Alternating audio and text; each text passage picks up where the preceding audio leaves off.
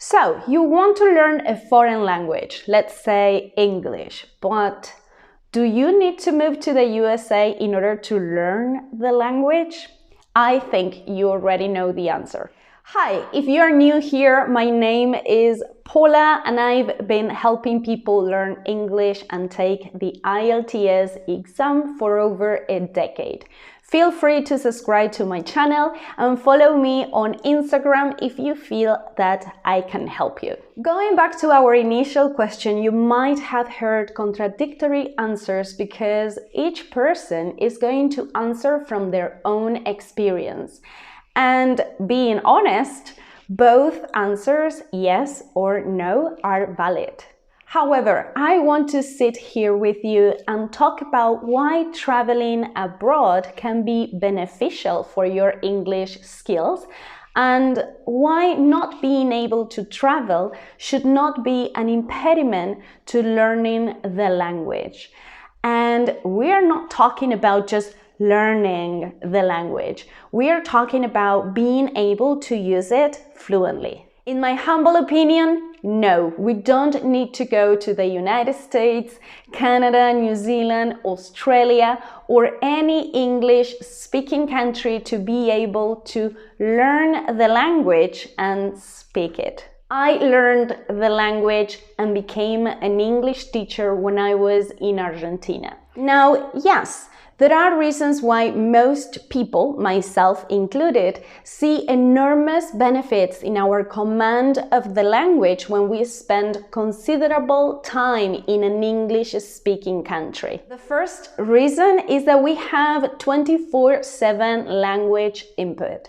Everywhere we look, everything is written in English. You go to the supermarket, English. You go out on the street, you hear most people speaking in English. Whether you want to or not, at some point in your day, you are going to be forced to use the language. If you got a job, all your daily tasks are going to be in English, and when you least expect it, bam, your brain is already thinking in English. Now, is all this because we are in an English-speaking country or because we are making an effort to learn, comprehend, and use the language?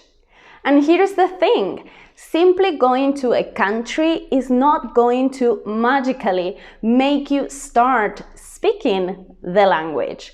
Many people have lived for years in the United States and their English is still almost non-existent. Perhaps you yourself know someone or have heard of someone who went to England, for example, came back and their English remained exactly the same. My personal anecdote, I spent 7 months living in France in the middle of the pandemic. And if I learned to say 5 sentences, the ones I needed to buy things and survive, that's a lot. Why? Because we were on a lockdown, so I was just making video calls with my family and friends in Spanish. If I go to New Zealand and I only hang out with my South American friends and speak in Spanish all day, I will surely have a great time, but I won't learn English at all. Let me tell you another anecdote. I lived for 3 years in New Zealand, and during the first year, I never spoke to any Argentinian people. It sounds a bit exaggerated, but I had my reasons. I wanted to force myself to leave my comfort zone. I wanted to improve my language skills. And I knew that as soon as I met South American friends, I would spend most of my time with them and I would go right back to my comfort zone and I was not going to achieve the changes I wanted. So what did I do instead? I made friends of other nationalities with whom I could only speak English. With all this, what I'm trying to say is that going to live in a country that speaks the language you are trying to learn will help you to the extent that you want to help yourself and that you do your part of the work.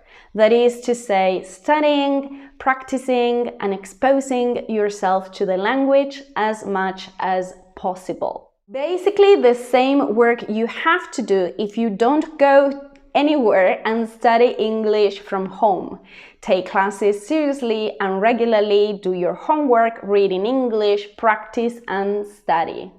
Of course, there are added challenges because you have to create that bubble where everything is in English, for example, which is proven not to be so necessary anyway. You don't need 24/7 exposure to English to learn and see improvements. It is proven that taking classes and studying and practicing regularly a number of hours per week is more than enough. For some people, it may take longer than others, but it is possible.